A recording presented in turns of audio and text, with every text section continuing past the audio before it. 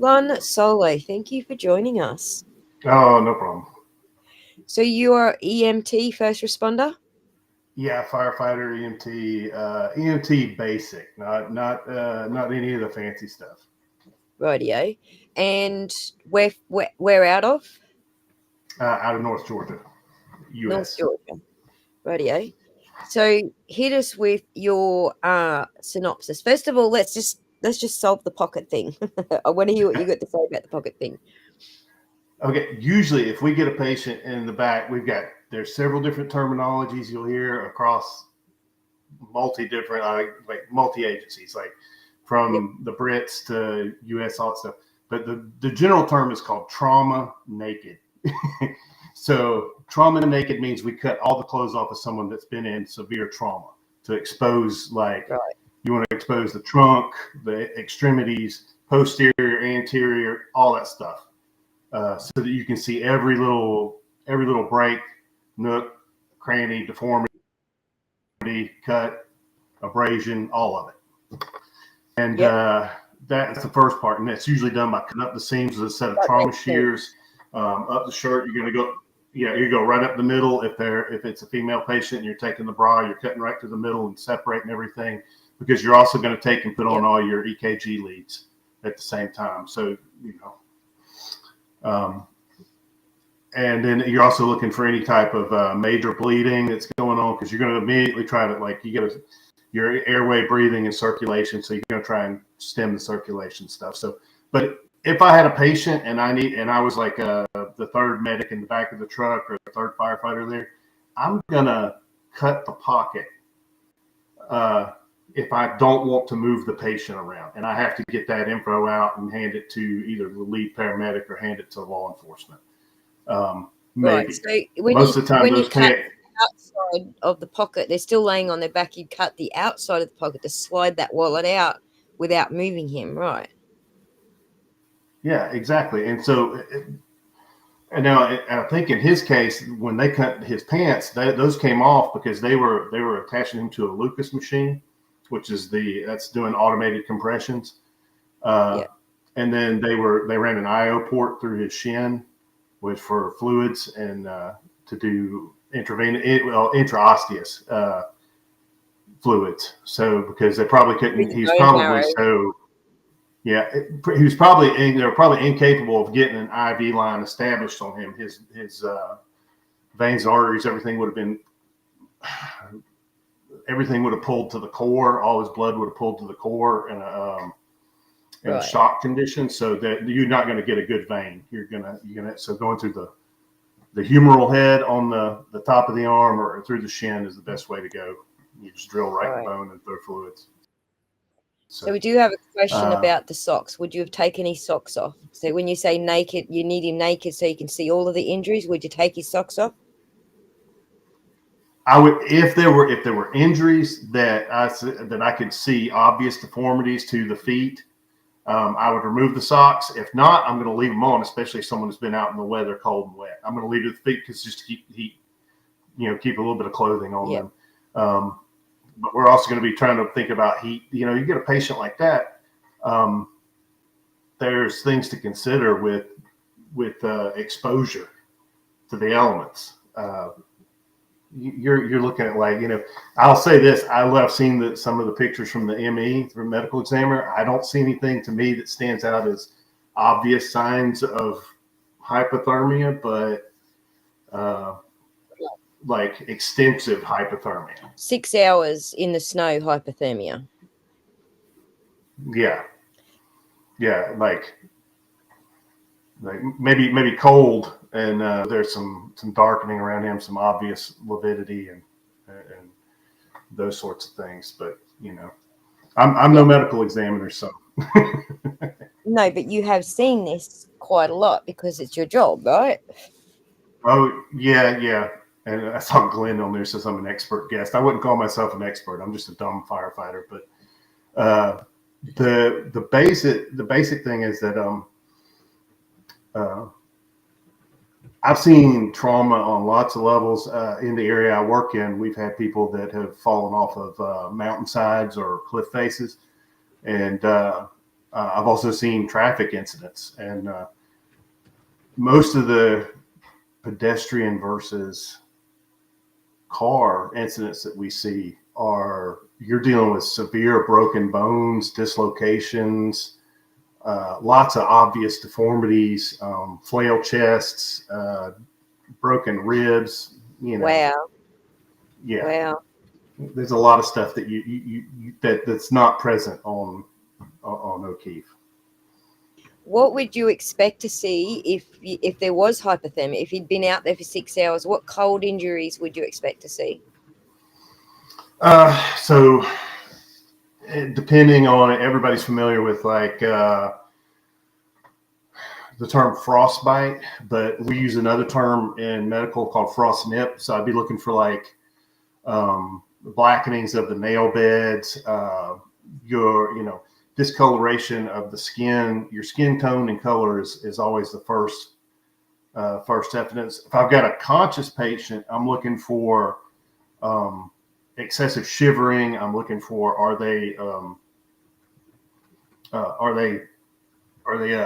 basically showing those first initial signs of hypothermic shock, like altered mental status, unable to, I don't know if you've ever been so cold you couldn't think straight. That's kind of that. No, I haven't, but I live in Australia. I'll take your word for it. I actually did get a little bit of frost nip on my pinky toes one night. We were all outside at a barbecue and it was really freaking cold, and I was at someone else's house, so I didn't want to go in their house. So I stayed outside all night, and both my pinky toes went pretty dark, like very dark shades of purple, before I realized, holy crap, I need to get my feet warm. So I almost got to that point of frostbite. I think it was like -3 that night Celsius. So it was pretty cold. But I mean, there's a number of reasons too. People can look. There's some symptoms that they're. If you get someone to the cold, but they're also turning blue, you gotta evaluate: is this from the cold, or are they cyanotic from not moving oxygen? And I think in his case, with that significant of a head trauma, that's a significant head trauma. He was probably. No offense to anybody, and it just my experience has been anybody that's had that significant level of head trauma, they usually never come back the same if we do get them back, and then most of the times that's not going to be the case. Most of the time that significant of that head trauma, they're dead right there. I hate to throw a joke in the middle here, but F-Bomb says I dated a girl with frost nips, I think. All right. Probably a bad place to throw the jokes in. Okay, that's all right. So what was the next thing? Okay, how would blood alcohol content? He had a pretty high blood alcohol content. How would that affect him being in the snow? So when we say he couldn't have been out there for longer than an hour because of his core temperature when he got to the hospital and all these other observations, how does alcohol affect those observations? Well, alcohol basically it thins out your blood. It's a depressant. It depresses all the bodily systems. So slows your breathing, slows your heart rate, alters your mental status. But when you talk that, you mix that with the cold, you're talking about basically the body's inability to maintain heat. So you're going to get anything, like a lot of people that it's the old wives' tale of drinking a shot of liquor to stay warm is it actually has the opposite effect. Is that it actually causes you to not be able to retain heat as well. So just an observation, if I had a patient that we came up on and he'd been drinking and he was out cold, I would expect him to have more severe cold injuries if they'd been under the influence of alcohol. Right. This next question is interesting. Just to wrap that up, you think that he would be showing all the cold injuries a lot quicker because of the alcohol in his system? That's what the summary, right? Yeah, that's what I would expect to see. Yeah. And I could, I mean, I can sit here and like, I don't want to Google up everything. I'm going from off of my plain experience out in the field. But That's what we want. Everything I've yeah. talked about has been Googled, so we want the experience here. So that's good. I mean, you can do a lot of Yeah, research with Google, but yeah. you've got to Alcohol's clean it. not human antifreeze. Right. I saw that in the chat. That's yeah. So what was the next question? I've got it starred here. I say the next question from the audience: is there any chance he could have remained vertical after the head wound long enough to vomit or bleed down the front of his clothes? And I will tell you, just from raising children, that as soon as they got a bump on the head, they do throw up. Like if it's a serious concussion type bump, right? Correct. So head trauma, nausea and vomiting are key with head trauma. Also, combativeness is a sign of extreme head trauma. Repetition of statements. So if someone's received massive head trauma, they may repeat the last sentences. They may ask what happened to me like over and over again. And it's actually, it's disturbed. It is as someone who deals with a lot of it, I dealt with an individual at one point who had struck his head on the A post of a car in an accident and had a subarachnoid hemorrhage going on currently while we were talking to him. Before he lost consciousness, Right. he was repeating himself over and over again, and it's a little disturbing because you say, "Hey, you're going to be okay. We're taking care of you." And then all of a sudden they say, "Well, where am I? What happened?" And then they repeat that over and over again. But getting back to the upright question is, I've had people with significant head injuries get up and walk around, or fight us to get up and walk around. Whether he was conscious and alert, and whether he was aware of his surroundings is another matter. But the brain can continue to send signals, and the body can continue to move. So the vomiting reaction is likely to happen within minutes of the head concussion. Yeah, well, so if people that have that have boxing experience or have been in fights or done MMA or stuff like that, they'll tell you, like, if you've had a concussion, that's one of the things that you you experience post concussion.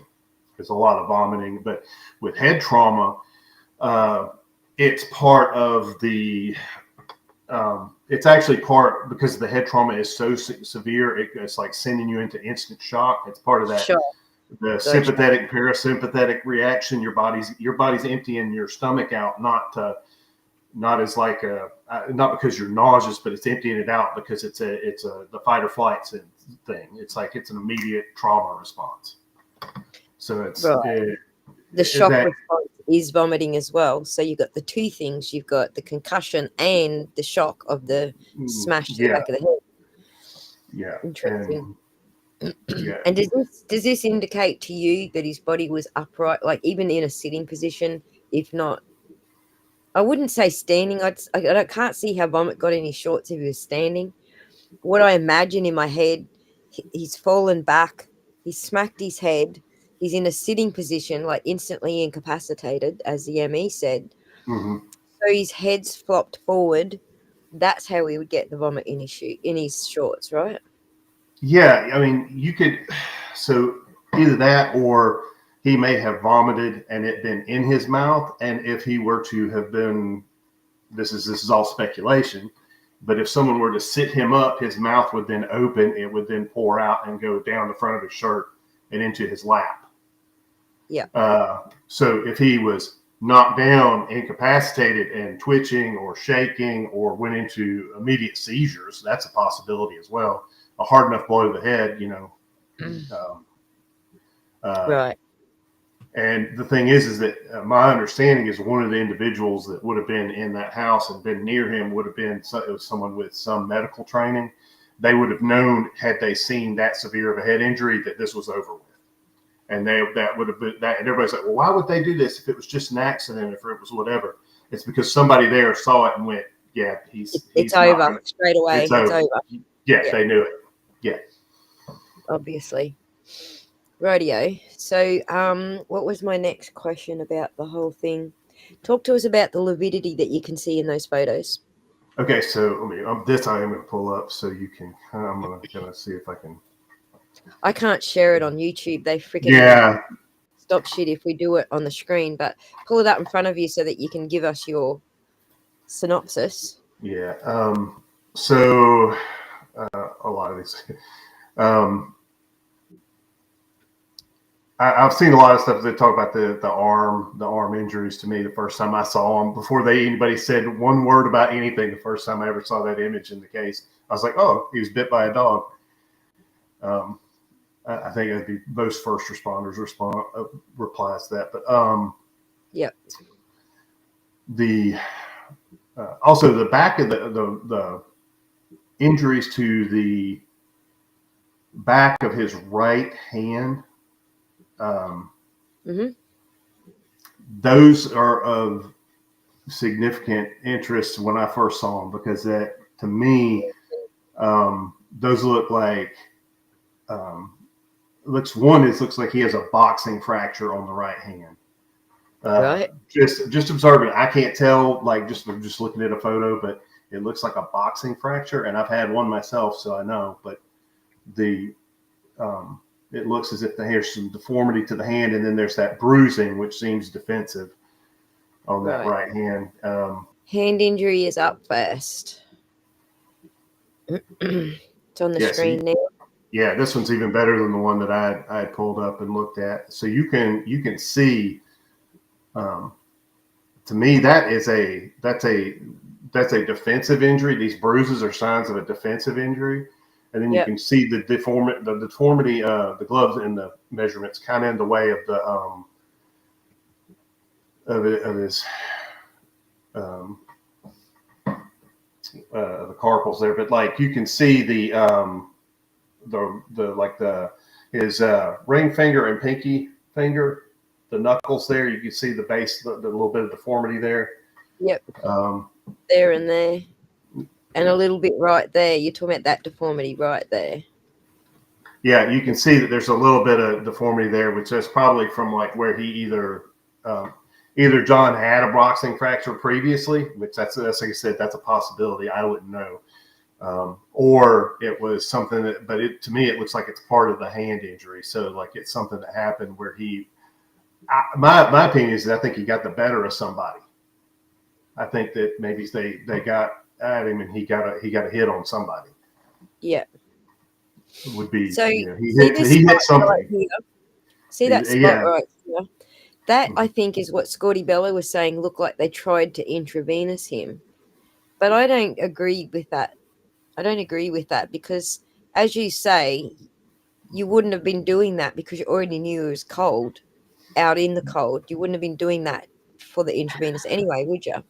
No. Well, here's the thing. If we, as a first responder, if I'm there, I'm on scene, I'm there with a EMT advanced and a paramedic and probably a couple other EMTs. And as a firefighter, we're picking this guy up. We're putting him on a backboard. We're getting him loaded in. We're cutting the clothes off. As soon as we see that head injury and we know that he's in cardiac arrest, he's not breathing, everything, he's respiratory arrest, everything. We've got to start at square one. We're not going to take, like, sitting here trying to find an IV point is pointless. We might as well just go with the IO port. You go with the IO port because you hand it to one responder, they can take it, they can put it either in the shin or they can put it in the humeral head. It takes seconds and you can start an IV very quickly. Right. That's what I was thinking too. You're not going to waste time trying to find a vein when you know the veins are already cold, they're already frozen. He's already been out there for who knows how long.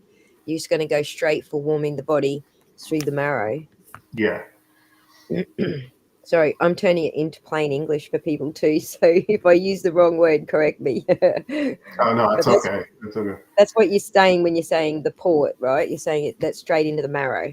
Yeah, and I just saw Arcane made a big point I was just about to make, which is that even if you did try to start an IV, it's not going to leave that significant of an imprint right after he's brought into the hospital. Like you're talking about unless the Because the blood's got to be flowing for a bruise like this to appear. That you literally have to have your heart pumping for this bruise to appear, right? yes, you have to. Well, bruising, you can have bruising appear post mortem. I mean, your blood can be stopped and pooled and everything else, but it can happen. Bruising can happen post mortem, Right. but you wouldn't expect it to happen like immediately right after right if he's in the hospital and he's just passed and they've done every procedure they could and they've declared him dead. That IV that's in his hand or that attempted IV mark is not going to show up like that. That to me looks looks like a defensive one. I think what the EMTs actually testified to was that he was dead on the lawn, like he was already gone at that point. I think that's what they testified to. Yeah. So putting the IV in then after they've moved into the ambulance even isn't going to bruise immediately. That's the point you're making, right? Yeah. And I'll not say too much about what I think about the procedures and things that were done for him on scene, but I do have a certain level of disappointment in the firefighters, EMTs, and paramedics that were involved in that situation. Because absolutely, like, how can you not ask them, what did you hit him with? If someone's standing there saying to you, I hit him, are you not going to go, what with? Like a fucking horseshoe? The problem when you go through medic school, even if you're just a first responder, is what they call an EMTR, or first responder, learning first aid basics and things like that. The only thing you know how to do is hold someone's hand and say, hey, the guys are going to be here soon. One of the first things you learn is about mechanism of injury and how important that is determining your treatment of your patient. First, I need to know if it's medical or if it's trauma. If I come in with that assumption, zoom in on that. So that if I come in and I know that it's medical, if it's someone that's got dementia or senility issues, they've got a history of stroke, they've got whatever, I'm going to collect all that information because it's all a part of what's going on. So on that topic, everyone's asking about the glass in the face. How do you think the glass in the face happened? You've obviously been to bar brawls, cleaning up after bar brawls and putting people in ambulances after a bar brawl. What do you think? Well, okay, so I've seen people then put through glass coffee tables. I've seen that. And they've had glass in their face or neck or hands, arms. I've seen people that punch through glass windows and had glass in their hands. That one to me that's bizarre. That's a bizarre. The glass in the nose. The glass being found around him, See, I would imagine if he was taking a drink when he was punched and that's how the glass got in his nose, he would likely have some broken teeth or at least some glass in his lips and stuff if he had up to his face. Is that a fair assumption? Yeah, if he took a shot while he was holding the glass, he would have had glass in his eyes. So when you can talk about when glass breaks, there's microparticles. And so when you would watch firefighters, when we cut glass on a car when we're doing an extrication, we wear eye protection because as we cut that glass, there's all these little microparticles and everything that get out, and you don't want to breathe it and you don't want it to get in your eyes. It's the same thing as when the glass shatters. Whenever it shatters, it looks like it's a lot of big solid pieces, but there's a lot of small little pieces that micro-sized pieces that they can get into your skin or into your eyes, into your nasal cavity. When that tree fell on my car, I've still got freaking glass dust all over my car inside. Yeah, it's the same thing. So even with a even if it was like I know you're from Australia, but if you're familiar with like a mason jar. Yep, I'm familiar with the mason jar. All right. So in the area I'm at, there are certain bars that serve certain types of alcohol, and they like to serve them in mason jars. And some of those guys, once they're good and tanked up, they like to take them and throw them. And sometimes they throw them at people. And that's The once glass you see breaks a that, completely different way because it's thicker glass, right? yeah, so it's different than like a windshield or something like that. But still, when it impacts, there's the blunt force trauma, and then there's you're going to see some nicking and stuff like that. And that's what I'm thinking. It's not that he was punched while he was drinking, but that someone threw a glass in his face. Because you'd see like some cutting and like the cut on the side of the nose, and he might even have like that. That might be where it came from. That would be just kind of a spitballing, because I've not really ever. Well, I was really just asking if you compare injuries where someone did have a glass up to the face when they were hit. We're talking broken teeth, fat lips, Yeah. glass in the lips, or like sliced lips from the glass. And then not only to mention that like the eye injuries, and that's kind of what freaks me out a bit about it. It's like he'd have lacerations to like the cornea and stuff from just the smaller bits of glasses. You get that in your eyes. He'd have glass in his like not just a big piece of glass in his nasal cavity. He'd have bits and pieces of like shards in there. Shattered Yeah, glass it'd all be like around. and then broken teeth. Eyes. Yeah, busted lip. Yeah, you'd have all kinds of different injuries and lacerations and all kinds of stuff and especially if you were drinking and someone punched you in the face, it would. No, that's not a pleasant sight. It's just weird that there's nothing else around it. That's what's weird to me. There's nothing else around it. It's just this straight piece of glass by itself. It's weird. It's really weird. Is it part of them trying to stage something? Yeah, and the other thing is that we take that Karen's testimony about pulling the glass out of the nose is that it's an actual piece of glass. We don't know what it was. She may not even know what it was at the time. That was what in her best moments of trauma and traumatic incident, that's the best that she can pull out, is that's what she thought it was. It very well could have been. It could have been any number of other. Yeah. It could have been another type of debris that she thought was glass. Gotcha. And may even have been evidence of someone else's body parts. Good. Yeah. That's true. So we're just taking it on face value that it was glass, but as you say, she was in shock. She might not be right. Yeah. I mean, interesting. I'll tell you, I would feel safe putting $10,000 bet down on that he was not hit by a car. I'm happy to lay that money down with you. So we're up to 20 grand now. There's no way. I've seen too many people that were in motorcycle accidents that were hit by vehicles that were thrown from vehicles. Right. Even at lower speeds, at 35 miles an hour and below, you still have one incident I recall was less than 5 miles an hour, and it was a fatality. Right. And it was an individual being pinned between two vehicles. Ouch. Oh my gosh. What is your opinion? Here's the question. What is your opinion as to if John's head injury was treatable at any stage? With immediate pre-hospital care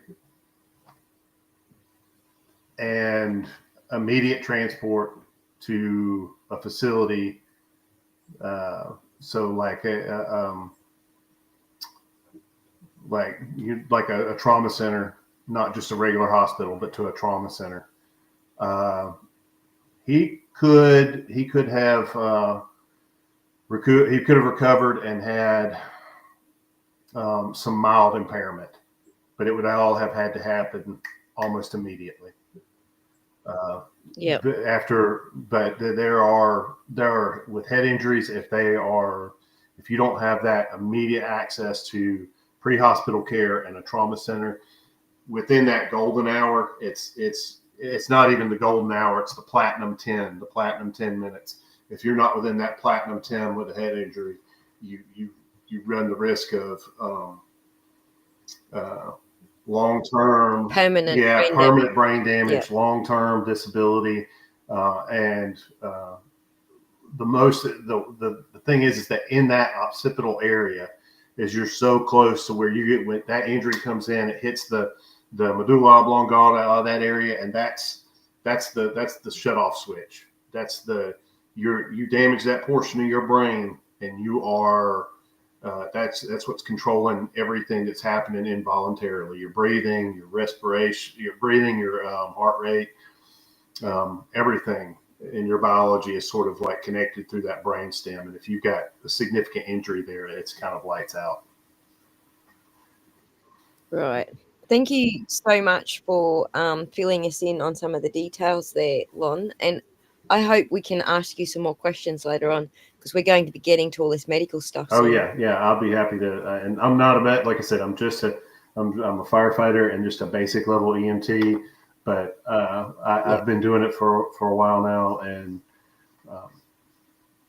I've seen a lot of things in my career. And one of the things that brought me into this case was when I heard some of the testimony from some of the paramedics. And this is one of the things I was going to throw it in the chat, is that do it. You got the floor. Do it.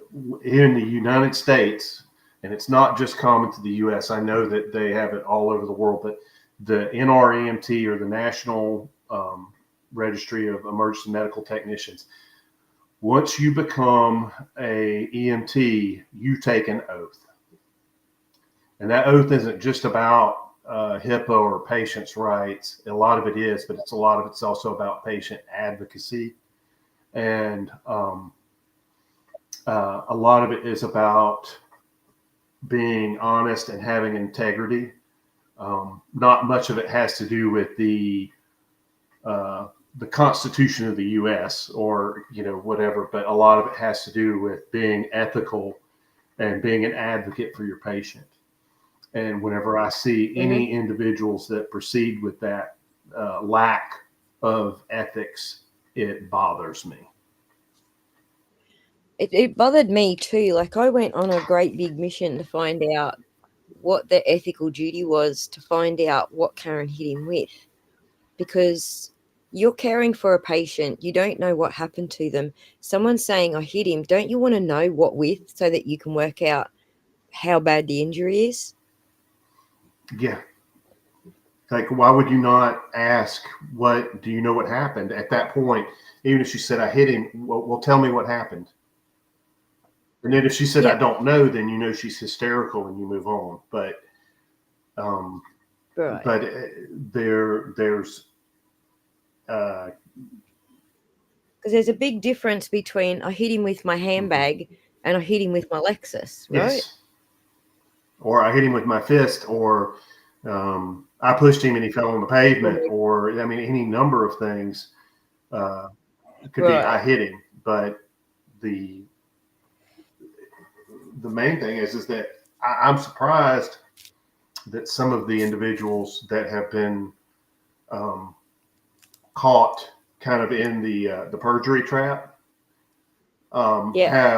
still have their licenses, because I know that if you are caught perjuring yourself in the court, whether the court decides to proceed with charges, the National Registry will take your license. If you are caught lying under oath, you're done. You're done, son. See, you're done, son. I think for Marty's done. I actually think Marty is done. I think he's actually not with the he's not with the FF-EMTs No, anymore. I don't I don't know if he quit or what happened, but I'm pretty sure he's not with them it wouldn't anymore. surprise me if he got hit with a violation of oath or unethical conduct. It wouldn't shock me. Of course, we'd never know that because it would be done through, you know, National Registry, and they don't post all that stuff. But There's no public access to it. no, not that I'm aware of. There might be for like supervisors and other people like that, but Yep. they would just simply contact him through his whatever email and say we've revoked your your numbers. We pulled your numbers. You're not going to be able to renew or operate as a EMT. That's governed nationally, isn't it? Not just within the state. And both states, and so in my state, which is Georgia, so Georgia monitors it both through our. We have a public portal or a local portal through which we manage our state EMT licenses and everything. But then we are also registered through National Registry, so it's both in the state of Georgia. I can't speak to any other states. I don't know how Massachusetts would do it, but I do know that if he's National Registry or whatever, and there was some sort of ethical conflict, he'd have been drummed out. Right. When I was looking into this aspect, it's just an aspect of neglect, basically, not finding out what caused the injury. I did see that Massachusetts, like always, are like, we're not taking any notice of the federal rules. We got our own rules and it's our state and go away, that kind of attitude. But they actually do have a very tight state control mechanism through multiple bodies. Well, also if you are, like I said, as far as their patient at that time, I believe if I'm correct, and their patient responsibility was to John O'Keefe at that moment, and that would include McLaughlin, if I'm correct, which, not asking those pertinent questions. She was asked to get the demographics. And then the whole note taking thing is what really bothers. So that's where it gets down to, is where she's talking about, I wrote on the back of my glove, but I didn't take notes. Girl. And then I tossed the girl, gloves. Shut up. You took those notes down, wrote them on your glove, and you either put them into a patient care report, or you gave them to someone to put into a patient care report, or you wrote them down on a piece of paper in the back of the ambulance, because you don't. That's important information. You're going to take down any kind of like prior history, medications, and especially mechanism of injury if you can find out what it is or know what it is. But it's the idea that she took, to look at him and go, oh no, I was just writing on my glove. That wasn't notes. Those are notes. They're 100% are notes. And they're memorialized in a patient care report, along with all the patient's belongings, all the patient's previous history, or, everything in that patient care report it's memorialized there for a reason, because it follows the patient throughout the course of their life. So they haven't showed us a patient care report because they didn't make one, right? They should have. That's required. 100% that the lead paramedic that was working with John should have created and filled out and done a patient care report that involved all aspects of all areas of treatment, and a full narrative should have been involved in that as well.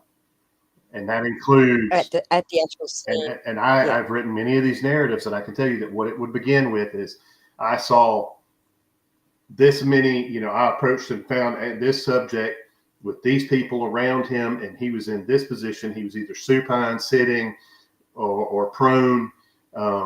Patient was this, and this. we noticed this. There was no circulation, no breathing. We began CPR, and then there's a whole other segment in that report that I'm going to fill out according to my CPR and according to. And you're also supposed to observe the way, like when you, for example, if you're cutting the clothes off and you see that there's blood going downwards on their clothes, are you observing that kind of thing and saying, like, the patient was obviously upright at some stage where they were bleeding because we found this? Is that part of the report? It could. I won't say it wouldn't be, but it could be. But most likely, it would be represented by different language. It would be said like upon inspection of chest area, noted, posterior, anterior injuries here, and here, noted excessive blood tinge to clothing on front right side, front left side. Right, because there's no injury matching it. You have to assume it came from a head injury, so you have to be looking for that stuff. You would note presence of blood in an area and then lack of injury. And then you would note an injury that was nearby or adjacent. So with a patient, you always start at the head for your assessment. And that's a key critical thing point that needs to be made to anybody in the general public. When you start a patient assessment, you start at the head. Yep.